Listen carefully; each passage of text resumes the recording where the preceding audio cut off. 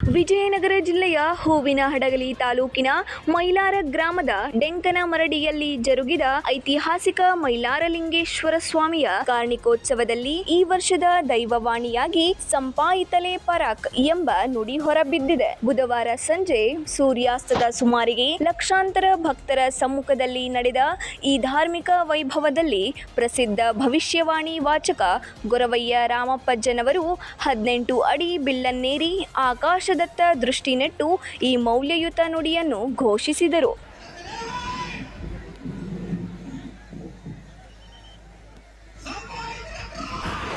ಗುರುವಪ್ಪನ ಮೂಲಕ ಸಾಕ್ಷಾತ್ ಈಶ್ವರನೇ ನುಡಿಯುವ ಈ ಭವಿಷ್ಯವಾಣಿಯು ಹೊರಬೀಳುತ್ತಿದ್ದಂತೆ ಇಡೀ ಮೈಲಾರ ಕ್ಷೇತ್ರವು ಭಕ್ತಿಪರವಶವಾಯಿತು.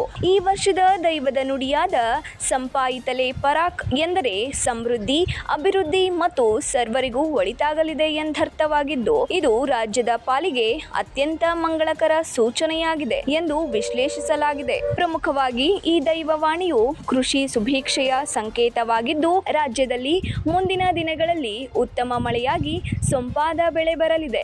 ಕೃಷಿ ಕ್ಷೇತ್ರ ಮಾತ್ರವಲ್ಲದೆ ಸಾಮಾಜಿಕ ಮತ್ತು ರಾಜಕೀಯ ಕ್ಷೇತ್ರಗಳಲ್ಲಿಯೂ ಮಹತ್ತರ ಪ್ರಗತಿಯಾಗಲಿದ್ದು, ಜನರಲ್ಲಿ ಪರಸ್ಪರ ಸಹಬಾಳ್ವೆ, ಶಾಂತಿ ಹಾಗೂ ನೆಮ್ಮದಿ ನೆಲೆಸುವ ಮೂಲಕ ರಾಜ್ಯವು ಸರ್ವತೋಮುಖ ಅಭಿವೃದ್ಧಿಯ ಪಥದಲ್ಲಿ ಸಾಗಲಿದೆ ಎಂಬ ನಂಬಿಕೆಯನ್ನು ಪಂಡಿತರು ಮತ್ತು ಹಿರಿಯರು ವ್ಯಕ್ತಪಡಿಸಿದ್ದಾರೆ.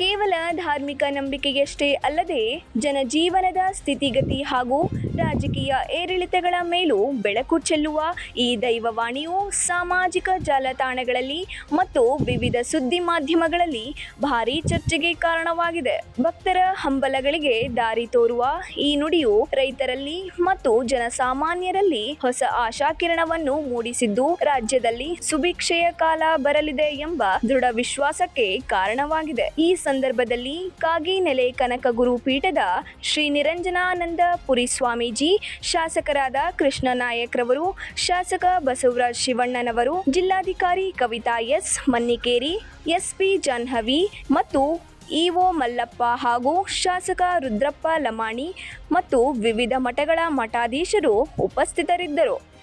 Suresh Eligar, 9 live news, Shiggavi.